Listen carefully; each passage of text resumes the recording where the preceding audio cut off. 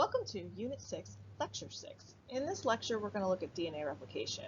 Now, this is going to be, I guess, one video, and then I'm going to have another video. I tried embedding it in the PowerPoint, and it didn't work. But DNA replication is really hard to understand just looking at it 2D and using words. So there's an animation that I am going to post that I want you to watch as well. So just keep an eye out for that. Learning objectives. Explain the role of DNA polymerase in copying DNA. Compare DNA replication in prokaryotic cells and in eukaryotic cells. Remember DNA structure, it's a twisted ladder, so it's that double helix that's got the sugar phosphate backbone and the nitrogenous bases. So if you were to think about DNA as a ladder, the sugar phosphate backbone are the sides of the ladder that you actually hold on to. Okay? And then the nitrogenous bases are coming together, and those are the rungs that you would be stepping on to climb up the ladder. And it's all twisted up and everything like that. DNA replication or DNA structure is really, really big into helping DNA actually replicate itself. And so what happens here is that the DNA structure allows it to use itself to then copy itself. So if you'll notice, we've split the DNA apart, okay? And then we have DNA polymerase adding DNA polymerase. Okay. It split itself apart at the replication fork. All right. So if you think about a zipper, okay, the replication fork is where the zipper is coming apart from each other, or in this case, up at the top. All right. And what happened is DNA polymerase, which is an enzyme, is actually adding new nucleotides. So remember, the nucleotides are the monomers. So how does it do that? Couple of different things. Remember, we talked about it being anti-parallel. So you've got one side of the DNA going in one direction, you've got one side of the DNA going in the other direction. What that does is that frees up an OH. Go way back when. We started talking about this when we were building carbohydrates. That OH group plus another H, okay, remember, forms water to go through that dehydration synthesis. And that allows us to basically tack on a new nucleotide as we move through this process. The other thing that's really helpful is, if you remember Chargaff's rule, A is bonded with T and G is bonded with C. So DNA polymerase basically knows that if it sees an A, it has to put on a T nucleotide. If it sees a G nucleotide, it has to put on a C nucleotide. This base pairing rule, Chargaff's rule, is super important to making sure the DNA strands end up happening or doing this correctly.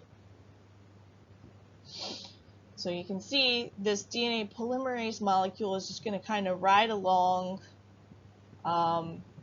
the original DNA molecule, which is basically the blue outside. You can see the blue strands, okay, adding in new nucleotides. So in this picture, we have a blue strand, which you can see here, okay, and then the orange strand, which you can see there. So the blue strand is the original strand, whereas the orange strand is the new strand. So this is why DNA replication is called semi-conservative. Okay, that semi-conservative replication basically means by the end of it, we're going to have, and let me switch up my colors here, we're going to have the original side that was blue, all right, and then the new side, which was orange in this example. Okay, and so now we have two molecules of DNA made up of an old strand and a new strand. So we have the new strand that we made attached to an old strand that it used as what's called the template strand. Okay, because it had those base pairing rules, the orange strand knew which nucleotides to put there. Now, an interesting thing that's been coming about more and more recently are called the telomeres. The telomeres are actually the ends, and you can kind of see it here.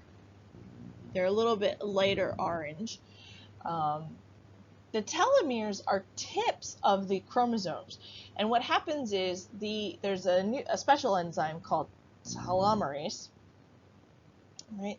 And it's they basically make caps onto your DNA, and those caps actually get shorter as you get older and your cells go through more and more divisions.